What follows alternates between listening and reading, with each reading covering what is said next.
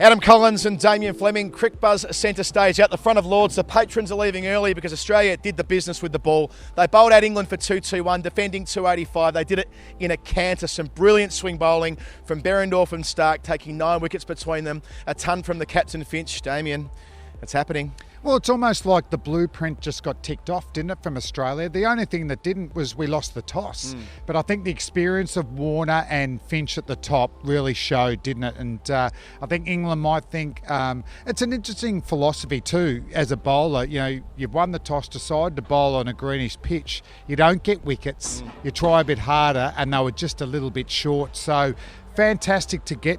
You know, they potentially got 300, but the in-swinger from the left-arm quicks was trending, wasn't it, for the Aussie quicks? Stark and Behrendorff, unbelievable in the first 10 overs. Well, let's start with the Australian bowling and go back to the batting, because the bowling was the highlight, wasn't it? I mean, we both love our fast bowling, but the way that Jason Behrendorff bowled, we didn't expect him to play. We thought that Coulter would be the third quick, but as you said, let Pat Cummins bowl first change, give a genuine swing of the ball early on. Behrendorff delivered. I've been saying it the whole tournament, haven't I? But also what I liked about Behrendorff was the end that he bowled with. So it was actually the ball that angles away with the slope, but when he attacked the stumps, it actually swung in, and that's the absolute beauty. That it was the Behrendorff Boulevard of Bewilderment, wasn't it, to Vince? But then if it was a fifth or sixth stump line, it angled away. So you fancy playing that you're worried about the in-swinger, but then you got the actual angle from the left-hander there as well. And Stark was phenomenal, but 9 wickets between them.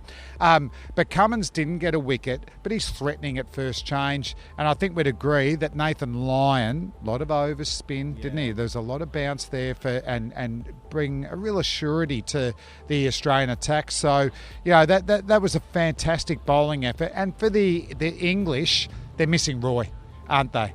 And if you're going to chase down 280, you need 100 from one of your top 4, and that didn't happen today, even though Stokes was a brilliant knock today. So Stokes' knock only ended due to one of the great in-swinging Yorkers from Mitch Stark, who was doing his Waka Eunice impression there. That came back the better part of maybe his Damien Fleming impression, to be perfectly fair. The amount of movement he generated hitting the base of off-stump. Stark's now taken more wickets in World Cups in 15 games than Alan Donald took in 25 games. To put it in some perspective, the great Alan Donald, Mitchell Stark's numbers in these global tournaments are phenomenal even. And out of those 4 wickets today, the way he bounced out Owen Morgan, who never looked comfortable against his pace, the way he blew off Joe Root's front pad early on, which obviously put a cat amongst the pigeons, and the way he finished it off with that Yorker to Stokes to win any hope. It was such an imposing performance from this Australian spearhead. Yeah, and also if you can have a Behrendorff type, if it was Nathan Coulter, getting wickets with the new ball, well, with Stark, because he's such a wicket-taking force, you open him up, you use him in the middle overs if you need a wicket, and you know he's going to close. Yeah. And then what that brings, obviously, too, is with the Cummins factor that we've been talking about throughout the tournament, that all of a sudden, you know, you've got someone who's a genuine wicket taker in the middle order, hits the bat hard. So the actual balance looked right. The selections were right, weren't they, for the conditions? And Behrendorff to come in like that and get 5 wickets against England here at Lords was a phenomenal effort. So ticks for all the Australians. And I thought our batting, I know it fell away a little bit, but then Alex Carey's really progressed, hasn't he? Opening up over the summer didn't work, but he's a genuine number 7 where you go, he'll get 40 off 25 for us. Is what everything you want from a number 7. So especially considering, well, especially with Carey. I mean, it wasn't going so well in the back 10. Australia couldn't score heavily. Wickets were falling around, and Carey struck 22 almost on his own in the last couple of overs to give them 285 instead of say 260 or 265. The massive psychological difference there for Australia, considering at one point after 30 overs they were 162 for 1, and normally you're thinking 315, 320 from there. And when it started to fall over and the wickets started falling, it did need a solid pair of hands, and Carey is almost more than the sum of his parts. No, I really appreciate what he's doing. As I said, you've got to be adaptable, haven't you? And I think always we've got so many potential opening batsmen for Australia, haven't we? Warner, Finch. Khawaja would ideally want to open, and potentially Sean Marsh there as well. So, but you know what's a hard job to do in this modern day and age? It's bat 6, 7 and 8 and get that 40 off 25 I'm talking about. So what I like about Carey, he's adapted his game, that I'm only going to train that way. I can find the boundary. He just seems quite a mature player, doesn't he? He doesn't seem to get flustered too much. But also we need to talk about Finch. Absolutely. And Finch, I know he's scored numerous hundreds now. I don't even know what that number that is. 16. But Colo, that's got to be one of his best, hasn't it? Yeah, I mean, especially considering, according to Aaron Finch at the mid-innings, well, the mid-game interview they do on the field, the pitch wasn't easy, he said. When it was in the right spot, he found it quite challenging. But that's arguably the problem England had. They were too short early on. They allowed Finch to swing at too many balls, get his eye in, which let him bat through the middle overs to what he does best. And it's interesting, you know, we saw in Test cricket, he was really tested by Boomer and Shami throughout that Test series. Whereas the moving ball today, maybe he's more relaxed, feels more comfortable in one-day cricket. I thought his defence held up really well to those few from Wokes and Archer that were full there.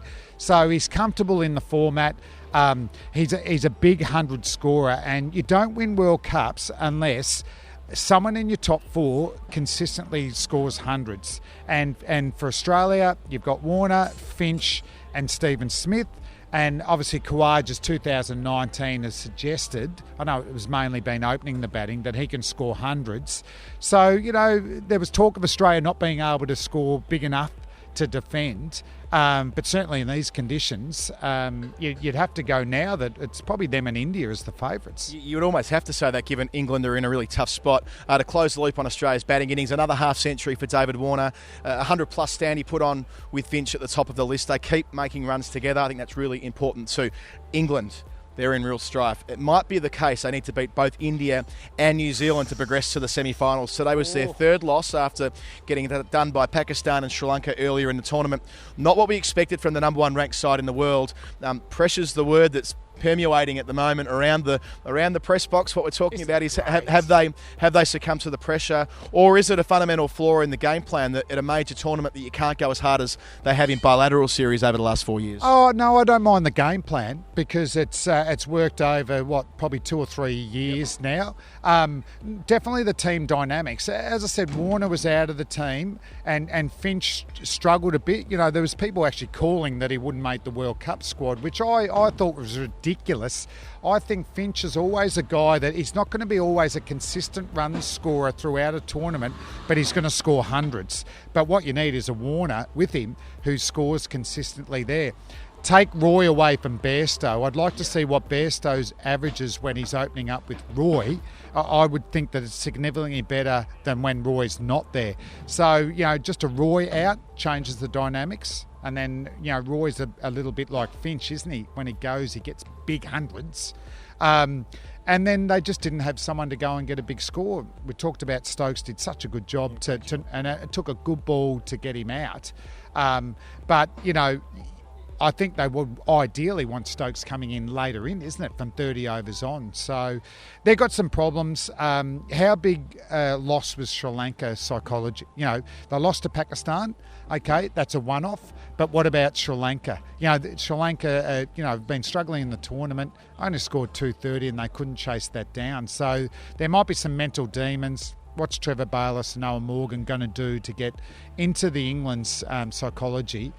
They need to say, listen, we're the number 1 rated team in the world for a reason, and is that we're good enough and we can score big totals of 350.